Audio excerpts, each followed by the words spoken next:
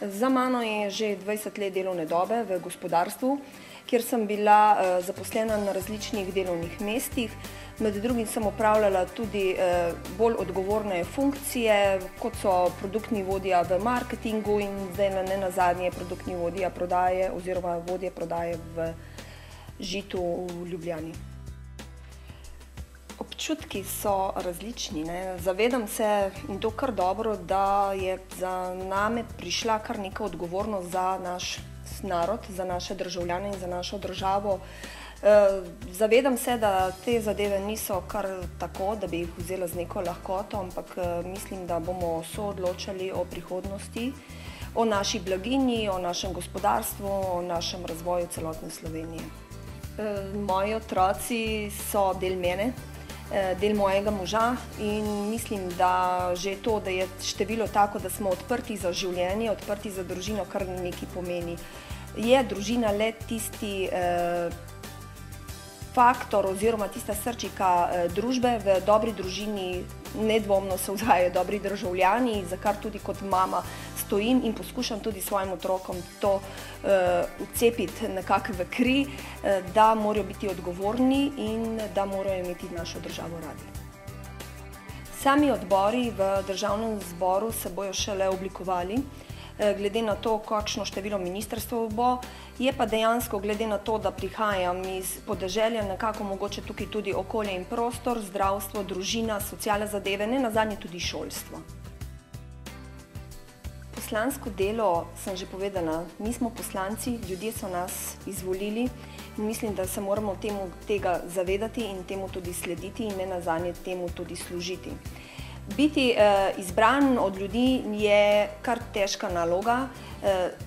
Vključevati moraš ljudi, ne smeš biti izključevalen, moraš poznati njihovo problematiko in moraš njih dejansko zastopati tudi na državni ravni.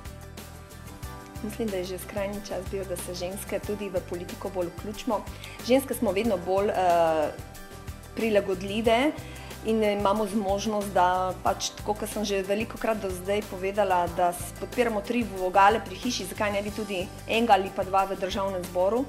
Zato smo se tudi mogoče nekako bolj odločale tudi za samo kandidaturo na volitvah v preteklem letu in ne nazadnje bile tudi izvoljene. Slovenija je že 20 let samostojna država. Mislim, da v teh 20 letih bi mogli s temi ozadji že razčistiti in odstraniti vse, kar se tiče teh sivih ozadij. Nedavno te dni je bilo izrečeno tudi v politiki nasprotnega pola, levice, da oni v ozadju nimajo večjega sorodstva. Zelo lepo bi bilo, da temu res ne bi bilo tako, je pa žal kar nekaj še vedno aktualnih tem, tudi kar se tiče korupcije, kar pa mislim, da bi bilo to čim prej za razčistiti, ker to škodi ugledu Slovenije doma in ne nazadnje tudi v svetu in vsekakor tega ne odobravam. Brezvladje, ki smo mu priča že v zadnjih nekaj mesecih, se pravi že od lanske jeseni, vsekakor Sloveniji ne služi. Kvečjemu jo dela še bolj zaprto, predvsem zaprto za tuje investicije, ki pa mislim, da so ključnega pomena za zagon nekega gospodarstva ali pa infrastrukture znotraj Slovenije. Bilo bi treba čim prej vzpostaviti dobro vlado, ki bi delala v korist državljanov in države in ki bi omogočala, da se tudi posamezniki znajdejo znotraj tega gospodarstva, tega socialnega stanja, vsekakor nek napredek države. Seja, ki je bila v sredo, je bila zanimiva zame, predvsem iz tega vidika, ker sem bila na tej seji prvič v življenju. Verjetno se bom še spominjala tudi v nadaljnjem svojem življenju, ker je bilo nekaj posebnega, se je dogodilo, je bilo to, da ni bil gospod Janković izvoljen. Bilo je kaotično, predvsej je bilo debat in raznih namigovanj, da poteka v ozadju neko koruptivno dejanje, neki podkupovanje glede glasov in glasovnic. Vsi smo bili mogoče malce nestrpni oziroma neučakani, da smo dočakali sam rezultat tajnega glasovanja in je pokazalo tajno glasovanje predvsem to, da želi Slovenija imeti mogoče nekoliko drugačno vlado, kot so si nekateri na levem polu zamislili in počakajmo, kaj se bo dogodilo v prihodnjih dneh. Kar se tiče nedvigovanja glasovnic, mislim, da je to pravica vsakega poslanca in vsake posamezne poslanske skupine, tudi Nove Slovenije nenazadnje. V Novi Sloveniji smo že v celem časovnem terminu, ki je trajal skozi kampanjo in zdaj v začetku snovanja nove vlade, poudarjali, da določene dobre zadeve bomo podpirali, da pa ne bomo šli v koalicijo z gospodom Jankovićem in mislim, da smo to enostavno z nedvigovanjem glasovnic to tudi potrdili in da bi imela zaradi tega jaz ali pa verjetno moji kolegi poslanci slabo vest, je niti slučajno nimamo, čeprav hočejo mediji pa marsikaj prikazati. Hoče prikazati, da smo delovali netransparentno, da smo bili mogoče celo nekoliko ne fair, kakor je gospa Kociprova dejala, ampak jaz mislim, da smo upoštevali svojo vest in da tudi vest naših volilcev, ki so za nas glasovali zato, ker so želeli imeti drugačno vlado. Veliko ljudi si želi desnosredinsko vlado, mogoče celo več, bom rekla, izven mest, kakor pa v sami Ljubljani, kjer vemo, kako je tudi bilo na strukturi samih volitev.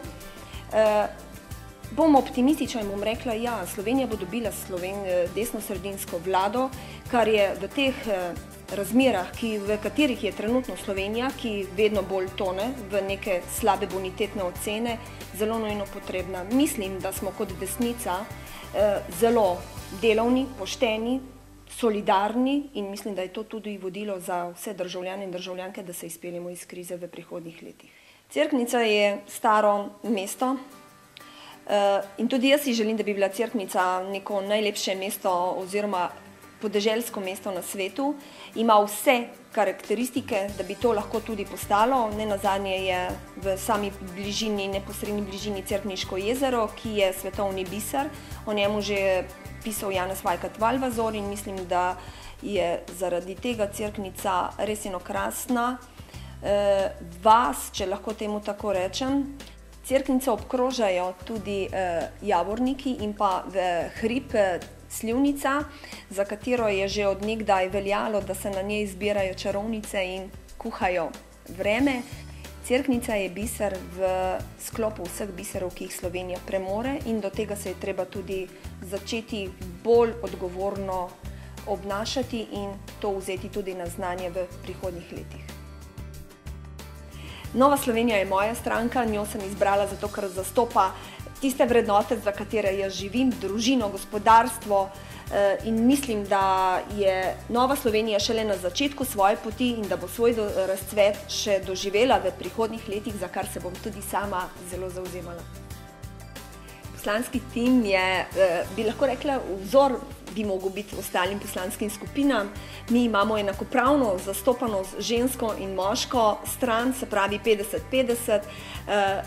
Zelo smo povezani med sabo, delujemo kot družina, kar so tudi ostale poslanske skupine to začutile in so nas zelo toplo in prijetno sprejele in mislim, da imamo zelo kolegijalne odnose tudi z kolegi poslanci iz ostalih poslanskih skupin.